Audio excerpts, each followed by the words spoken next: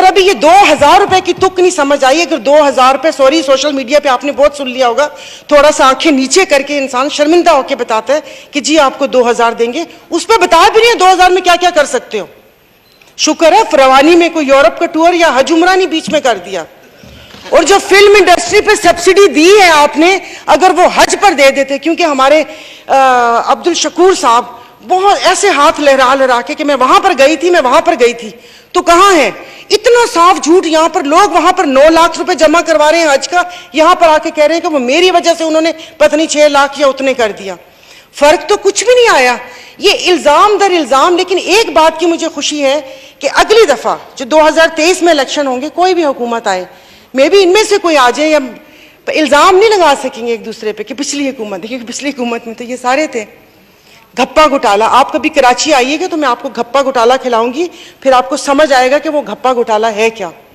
ये मतलब ये जो बजट है, अगर आप इसको गौर से देखें तो ये दरवाजे से दिया और खिड़की से वापस लिया, कान इधर से पकड़ा या उधर से पकड़ा, कुछ इस किस्म के फिगर्स में आपने आवाम को उलझाया हुआ है, बात कोई नहीं चल रही।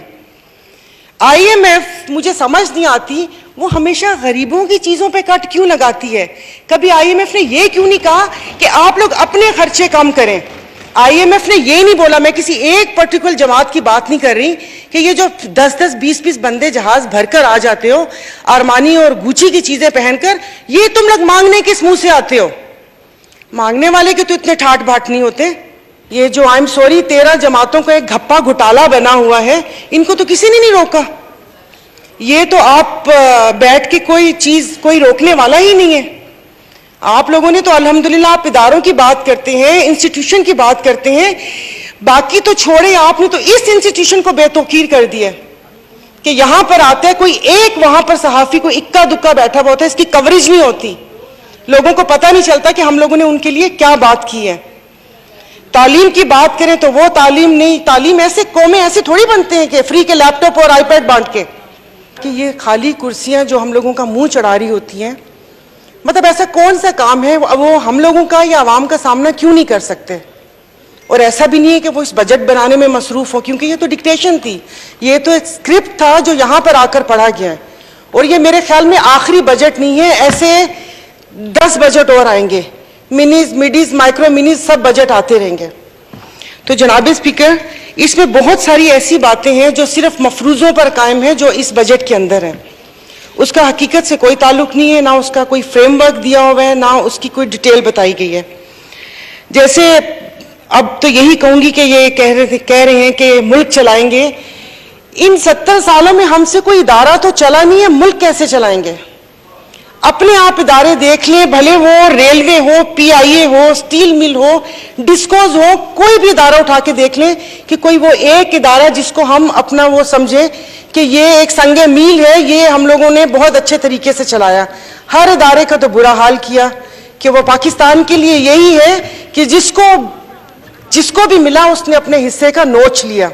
खाना तो फिर भी थोड़ा तमीज का लफ्ज है, नोचा गया है ये मेरा पाकिस्तान। और पिछली गवर्नमेंट के ऊपर जितनी भी तनकीद हुई है वही सारे काम इन्होंने किए। तो जनाब स्पीकर, मेरे ख्याल में अभी जो कल एक वजीर साहब का भी बयान आया था, चाय की प्याली एक कर दें, तो मतलब अपने खर्चे क्यों नहीं कम हो सकते? अपना प्रोटोकॉल क्यों नहीं कम हो सकता? जनाब स्पीकर, आप ही सुनने वाले, आप ही को कह रही हूं, क्योंकि ये लस्सी पी हुई है, इन्होंने सही में लस्सी पी हुई है, सोए हुए। तो क्योंकि ये जो वहां पर चीखते थे उस वक्त इतना शोर शराबा होता था, इतना शोर शराबा होता था, वो लगता है कि जैसे पता नहीं उनको कुछ अब समझ ही नहीं आ रही, कानों में रुई डाली हुई है या आई डोंट नो क्या किया हुआ इन्होंने।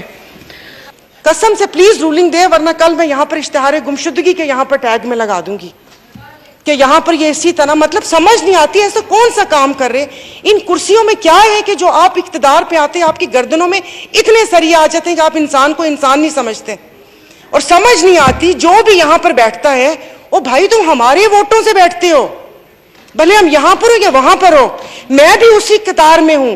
कल को ये मुझे वोट दे, मैं PM बन सकती हूँ, सब उस वोट पे बन सकते हैं। बन के फिर बात करते हैं जमहूरियत की, जमहूरियत का रोना रोते हैं। कौन सी जमहूरियत? इन पार्टी से पूछ ले, कभी इनसे पूछा है कि इस बंदे को वजीर बनाएं कि ना बनाएं? जो ज्यादा करीब और शाह के से ज्यादा जो शाह का वफादार होगा वही अगली चेयर्स पे होता है। तो फिर वो शाह को खुश करेगा कि आवाम को खुश करेगा? एंड में भाई अपने दिल पे मत लीजिएगा, पता नहीं किसने उठा के आवाम को 2 भूखे शेरों के आगे फेंक दिया कि चीर फाड़ कर लो इनका, अपने पे मत लीजिएगा। शुक्रिया जनाब स्पीकर।